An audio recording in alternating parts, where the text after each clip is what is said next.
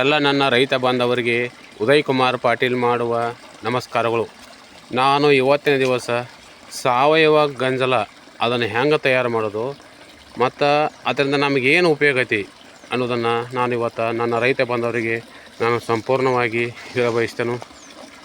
ಈ ನೋಡತ್ತಲ್ಲ, ಇದು ನಾವು ಸಾವಯವದೊಳಗನ ಗಂಜಲ ತಯಾರು ಮಾಡೋಕ್ಕೆ ಮಾಡಿದ ಟ್ಯಾಂಕ್. ಇದು ಮೊದಲನೇ ಮತ್ತು ನಾವು ಸಾವಯವ ಗಂಜಲ ತಯಾರು ಮಾಡ್ಬೇಕಂತಂದ್ರೆ ಈ ಥರಾಗೆ ಟಾಕಿ ಕಟ್ಬೇಕಾಕತಿ ನೋಡಿರಿ.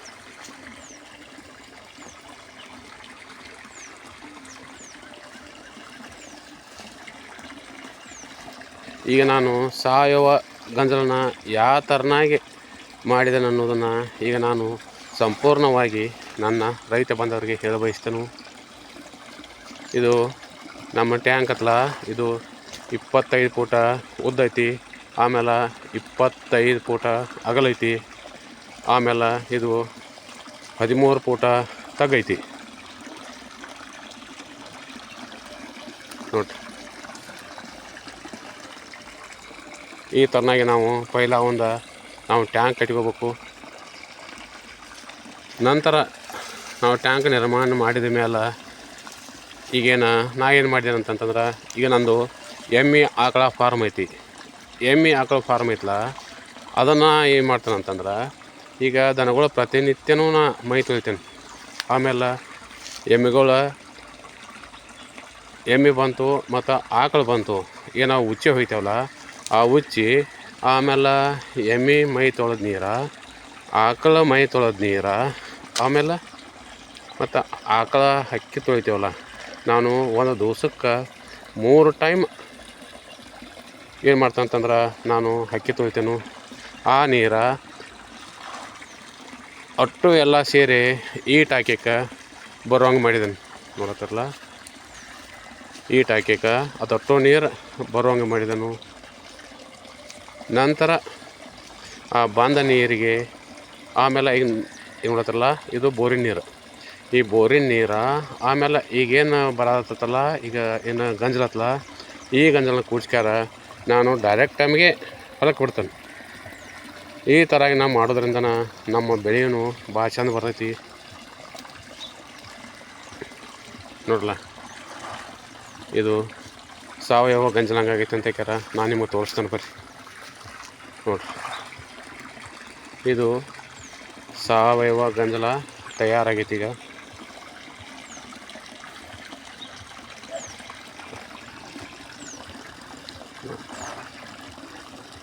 ಇದನ್ನು ನಾವು ಮುಂದೆ ಏನು ಮಾಡ್ತಂತಂದ್ರೆ, ಈಗೇನಿದು ಈ ಗಂಜಲದೊಳಗೆ ಈಗೇನು ಬೋರಿನ ನೀರು ಬರತ್ತಲ್ಲ, ಈ ಬೋರಿನ ನೀರು ಮತ್ತು ಈ ಗಂಜಲ ಇದನ್ನು ಕೂಡಿಸಿ ಇಲ್ಲಿ ಮಿಷಿನ್ ಐತಲ್ಲ, ಈ ಮಿಷಿನ್ ಮುಖಾಂತರ ನಾನು ಈ ಹೊಲಕ್ಕೆ ಹಾಸ್ತೇನೆ ನೋಡುತ್ತಾರಲ್ಲ. ಈ ಹುಲ್ಲಿಗೆ ನಾನು ಹಾಸ್ತನು. ಇದು ಈಗ ನೋಡತ್ತೇವಲ್ಲ, ಈ ಹುಲ್ಲ ಯಾವುದೋ ಥರನಾಗಿ ರಾಸಾಯನಿಕ ಗೊಬ್ಬರ ಇಲ್ಲೂಲೇನ, ಬರೀ ಸಾವಯವದೊಳಗನ. ಇದಕ್ಕೆ 20 ವರ್ಷ ಆತ್ನ ಹುಲ್ಲು ಹಚ್ಚಕೈತಿ. ಯಾವುದೋ ಕಾರಣಕ್ಕೂ ಇದು ಈ ಭೂಮಿ ಬಡವಾಗಿಲ್ಲ. ಇದು ಪ್ರತಿ ತಿಂಗಳು 1.5 ತಿಂಗಳಿಗೊಮ್ಮೆ ಈ ಥರನಾಗಿ ಹುಲ್ಲ ಕೊಯ್ಲೆ ಮಾಡಕ್ಕೆ ಬರತ್ತಿ ನೋಡ್ರಿ. ಹುಲ್ಲು ಯಾವ ಥರ ಐತಿ.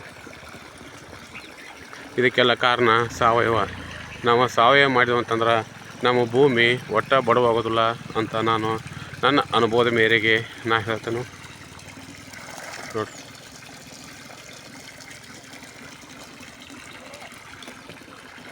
ಇದು ಇಂಥ ಬ್ಯಾಸಿಗಿದ್ರೂ ಈ ಹುಲ್ಲ ಹೆಲ್ದಿ ಇರ್ತೈತಿ. ಆಮೇಲೆ ರಾಸಾಯನಿಕ ಗೊಬ್ಬರಕ್ಕಿಂತನ ಈ ಸಾವಯವ ಗೊಬ್ಬರದೊಳಗೆ ಶಕ್ತಿ ಭಾಳ ಐತಿ. ಮತ್ತು ಭೂಮಿ ಯಾವ ಕಾರಣಕ್ಕೂ ಬಡವಾಗೋಲ್ಲ ಅಂತ ಹೇಳ್ಯಾರ ನನ್ನ ರೈತ ಬಂಧುಗಳಿಗೆ ನಾ ಹೇಳ್ತೇನೆ. ಈಗ ನಾವು ಈ ಗಂಜಲ ನೋಡತ್ತೇವಲ್ಲ, ಈ ಗಂಜಲವನ್ನು ನಾವು ಹುಲ್ಲಿಗೆ ಅಷ್ಟೇ ಅಲ್ಲ, ಆಮೇಲೆ ನಾವು ಪ್ರತಿಯೊಂದು ಬೆಳೆಗೆ ನಾವು ಉಪಯೋಗ ಮಾಡ್ಕೋಬೋದು. ಕಬ್ಬಿಗೆ ಬಿಡಬೋದು, ಮೆಣಸಿನ ಗಿಡಕ್ಕೆ ಬಿಡಬೋದು, ಕ್ಯಾಬೇಜಿಗೆ ಬಿಡಬೋದು. ಈ ಥರನಾಗಿ ನಾವು ಈ ಗಂಜಲವನ್ನು ನೀರಿನ ಒಳಗೆ ನಾವು ಕುಡಿಸಿ ಬಿಟ್ಟು ಅಂತಂತಂದ್ರೆ ಏನಾಕತ್ತಂತಂದ್ರೆ ಭೂಮಿ ಫುಲ್ ಪವರ್ ಆಕತಿ. ಮತ್ತು ಅಗದಿ ಕಡಿಮೆ ಖರ್ಚಿದೊಳಗನ ಪೀಕ್ ಬರ್ತೈತಿ. ಅಂಬಂತ ಈ ನಾವು ಇಂಥ ಗಂಜಲನ ಭೂಮಿಗೆ ನಾವು ಉಣ್ಸಾಕತ್ತೀವಿ ಅಂತಂದ್ರೆ ಯಾವುದೋ ಏನು ನಾವು ಬೆಳೆ ಬೆಳೆದಿರ್ತಾವಲ್ಲ, ಕ್ಯಾಬೇಜ್ ಆಗಲಿ, ಮೆಣಸಿನ್ಗಳಾಗಲಿ, ಆಮೇಲೆ ಕಬ್ಬಾಗಲಿ, ಇನ್ನಿತರ ಏನು ನಾವು ಬೆಳೆ ಬೆಳಿತೇವಲ್ಲ ಅದಕ್ಕೆ ರೋಗಿನ ಪ್ರಮಾಣ ಒಂದು 50% ಕಡಿಮೆ ಆಕತ್ತಂತ ಹೇಳ್ಯಾರ.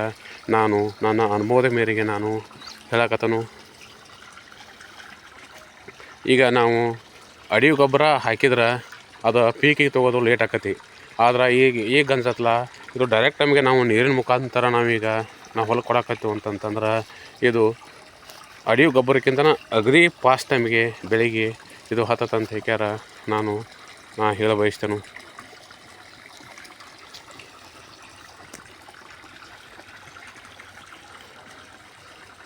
ನೋಡಿ, ಈ ಥರನಾಗಿ ನಾವು ಪ್ರಕಾರ ಇಂಥದ್ದೊಂದು ಟಾಕೆ ಕಟ್ಕೋಬೇಕು. ಕಟ್ಕೊಂಡಿದ್ದನ್ನು ನೇರ ನಮಗೇನ ಹೊಲಕ್ಕೆ ಹಾಸಿದ್ರಿಂದ ಬೆಳೆ ಮಾತ್ರ ಬಂಗಾರ ಬೆಳೆ ಬರುತ್ತೆ ಅಂತ ಹೇಳ್ಯಾರ. ನನ್ನ ರೈತ ಬಾಂಧವರಿಗೆ ಹೇಳ ಬಯಸ್ತೇನೆ. ಮತ್ತು ನಾವು ಈಗೇನು ಗಂಜಲ ನೋಡ್ತಾವಲ್ಲ, ಈ ಗಂಜಲಕ್ಕೆ ಇದಕ್ಕೆ ಡಾಕ್ಟರ್ ಸಾಯಿಲ್ದಂಥ ಸಾವಯವ ಏನು ಟಾನಿಕ್ ಅದಾವಲ್ಲ ಅದನ್ನು ನಾವು ಕೂಡಿಸ್ಕ್ಯಾರ ಈ ನೀರಾಗ ಕುಡಿಸಿ ನಾವು ಭೂಮಿಗೆ ಹಾಸಿದೆವು ಅಂತಂದ್ರೆ ಮತ್ತಟ ಫುಲ್ ಪವರ ನಮ್ಮ ಭೂಮಿ ಹಾಕತ್ತಂತ ಹೇಳ್ಯಾರ. ನಾ ಹೇಳ್ತೇನೆ ಅಂದ್ರೆ ಟಾನಿಕ ಈ ನೀರಾಗ ಕೂಡಿತಂತಂದ್ರೆ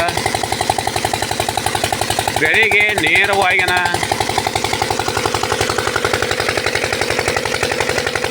ಭೂಮಿ ಹಾಕತ್ತಂತ ಹೇಳ್ಯಾರ. ನಾ ಹೇಳ ಬಯಸ್ತೇನೆ. ನಮಗೆ ಅಡಿ ಗೊಬ್ಬರ ಏನು ಹಾಕ್ಯವಲ್ಲ, ಅಡಿ ಗೊಬ್ಬರದಾಗ ಏನು ಕಂಟೆಂಟ್ಸ್ ಇರ್ತಲ್ಲ ಆ ಎಲ್ಲ ಕಂಟೆಂಟ್ಸ್ಲ ಈ ಸಾವಯವ ಗಂಜಲದಾಗ ಐತಿ. ಇದನ್ನು ನಾನು ನನ್ನ ಪ್ರಾಕ್ಟಿಕಲ್ ಮಾಡಿ ಇದನ್ನು ಮಾಡಿ ಒಂದು 5 ವರ್ಷ ಆಯ್ತು. ಆವಾಗಿಂದ ನಾನು ಈ ಥರ ಮಾಡಕತ್ತನು. ಈ ಥರ ನಾವು ಮಾಡಿದ್ವು ಅಂತಂತಂದ್ರೆ ನಮ್ಮ ಭೂಮಿ ಎಷ್ಟಲ್ಲ ಬಂಗಾರ ಆಗ್ತಕ್ಕಂತ ಹೇಳ್ಯಾರ.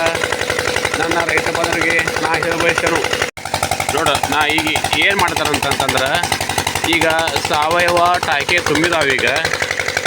ಈಗ ನಾ ಏನು ಮಾಡತ್ತನು, ಈಗ ಈ ಟಾಕೆದ ಸಾವಯವ ಗಂಜಲಕ್ಕೆ ಆಮೇಲೆ ಈಗೇನು ಬೋರ್ ನೀರು ಬರಲ್ಲ, ಈ ಬೋರಿನ ನೀರು ಆಮೇಲೆ ಎರಡೂ ಸೇರಿಸ್ಕ್ಯಾರ. ಈಗ ನಾನು ನೋಡ್ರಿ ಈಗ ಇಂಜನ್ ಮುಖಾಂತರ ಡೈರೆಕ್ಟ್ ನಮಗೆ ನಾನು ಭೂಮಿ ಹಾಕತ್ತನು. ಈ ಥರನಾಗಿ ನಾವು ಹಾಕಿದೆವು ಅಂತಂತಂದ್ರೆ ಭೂಮಿ ಭಾಳ ಚಂದ ಇಳುವರಿ ಬರ್ತೈತಿ. ಈಗ ನಾವು ಇಂಜನ್ಲಿಗೆ ಚಲೋ ಬಡಿಯಲ್ಲ, ಈಗ ಇಂಜನ ನಾನು ಈ ಹುಲ್ಲಿಗೂ ಹಾಕ್ತಾನು, ಆಮೇಲೆ ಕಬ್ಬಿಗೂ ಹಾಕ್ತಾನು, ನಾ ಏನು ತರಕಾರಿ ಬೆಳೆದಲ್ಲ ತರಕಾರಿಗೂ ಹಾಕ್ತಾನು. ಈ ಥರ ನಾ ಹಾಕೋದ್ರಿಂದ ಈಗ ನಾನು ಎಲ್ಲ ಬೆಳೆ ಎಲ್ಲ ಚಲೋ ಬರ್ತಾವೆ. ಆಮೇಲೆ ನನ್ನ ಎಲ್ಲ ಭೂಮಿನೂ ಫುಲ್ ಫಲವತ್ತಾಗೈತೆ ಅಂತ ಹೇಳಿ ನನ್ನ ಎಲ್ಲ ರೈತ ಬಾಂಧವರಿಗೂ ನನ್ನ ನಮಸ್ಕಾರಗಳು.